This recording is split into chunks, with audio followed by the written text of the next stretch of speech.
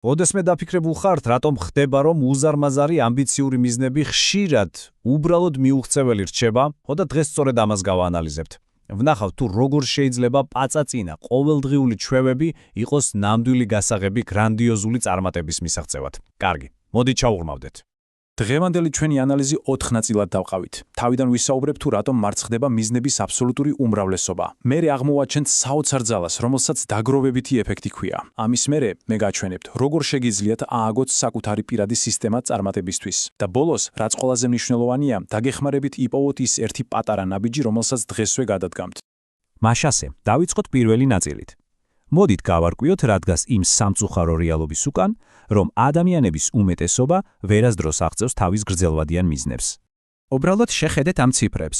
კვლევები გვეუბნება, რომ ადამიანების 32%, დიახ, 32%, ვინც მიზნებს ისახავს, მათ ვერასდროს აღწევს. წარმოგიდგენიათ, ეს ხომ კატასტროფულად დიდი რიცხვია და დღეს ჩვენ სწორედ ამ პრობლემის გადაჭრას ვცდილობთ. და რატომ ხდება ასე? იცით, პრობლემა ხშირად ჩვენს წარმოდგენებშია. ჩვენ ვუყურებთ მიზანს როგორც რაღაც უზარმაზარ მიუწვდომელ მთას და გვგონია, რომ მის დასალაშქრად რაღაც გმირული ერთჯერადი ნახტომი გვჭირდება. ამის წარმოდგენაც კი იმდენად გვაშინეს, რომ გვპარალიზებს და საბოლოოდ საერთოდ არაფერს ვაკეთებთ. კარგი, პრობლემა გასაგებია. ახლა კი გადავიდეთ გამოსავალზე, რომელიც ერთი შეხედვით უბრალო, მაგრამ წარმოუდგენლად მძლავრ პრინციპში იმალება. არის ერთი ძალიან ცნობილი ფრაზა, რომელიც ამ ყველაფერს იდეალურად ხსნის.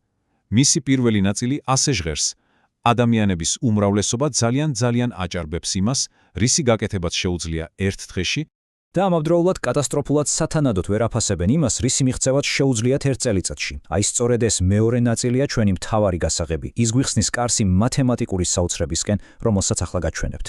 1%. რა არის, ხო? თითქოს არაფერი. იმდენად პატარა და უნიშნელო ჩანსა რა? მოდი დავსვათ მარკების შეკითხვა. აი რა მოხდება თუ გადაწყვეტთ და 1 წლის განმავლობაში ყოველ დღე სულ რაღაც 1% გახდებით უკეთესი თქვენ საქმეში.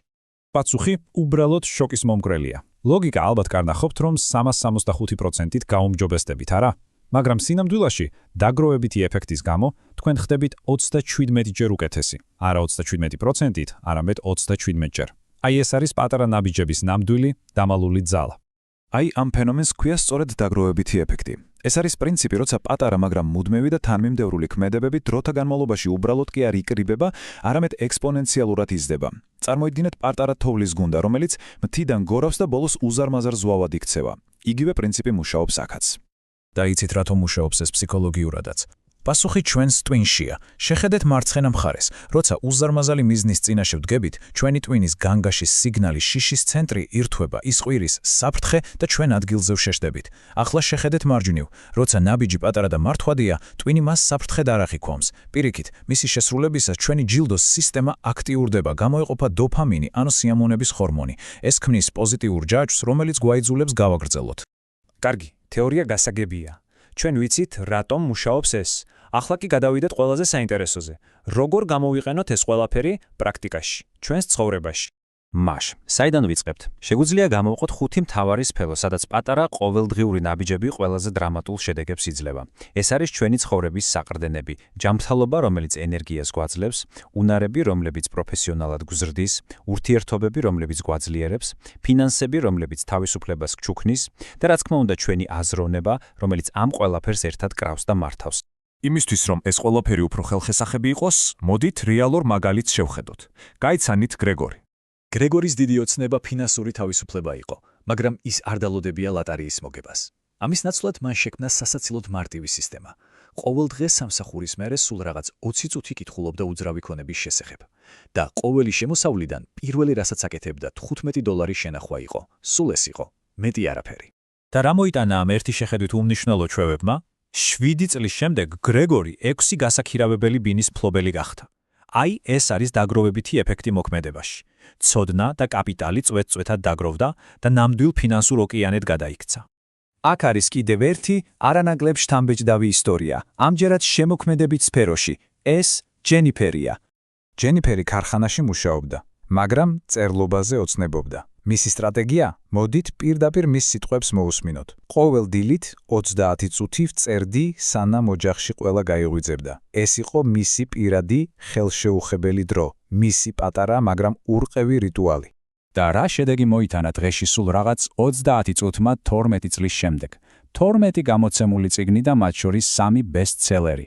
მან თავისი ცხოვრება შეცვალა არა ერთი გმირული ნახტომით, არამედ ათასობით პატარა თანმიმდევრული ნაბიჯით. და აი მივედით ბოლო, მაგრამ ყველაზე მნიშვნელოვან ნაწილამდე. თეორიაც ვნახეთ, მაგალითებიც, ახლა დროა ეს ცოდნა რეალურ დაუყოვნებლივ მოქმედებად ვაქციოთ. ახლა თქვენი ჯერია. გთხოვთ ერთი წამით დაფიქრდით. რა არის ის ყველაზე პატარა თითქმის შეუმჩნეველი ნაბიჯი, რომლის გადადგმაც თქვენი მიზნისკენ შეგიძლიათ, თან დღესვე? ეს ქმედება არ უნდა იყოს რთული ან საშიში. პირიქით, ის იმდენად მარტივი უნდა იყოს, რომ უარის თქმაც კი გაგიჭირდეთ. აი მაგალითად, დაწერეთ ერთი აბზაცი, გაისიარნეთ 10 წუთი, შეინახეთ სულ რაღაც 5 ლარი, მიწერეთ ერთ ადამიანს, ან წაიკითხეთ 10 გვერდი. და დასასრულს მინდა დაგტოვოთ ერთი ძლიერი პროვოკაციული შეკითხვით. დრო მაინც გავა, 5 წელი ბკილა ხვალოთ მოვა. საკითხავი მხოლოდ ერთია, სად იქნებით თქვენ? თქვენი მომავალი ყალიბდება იმ პატარა, ყოველდღიური არჩევანით, რომელსაც სწორედ დღეს აკეთებთ.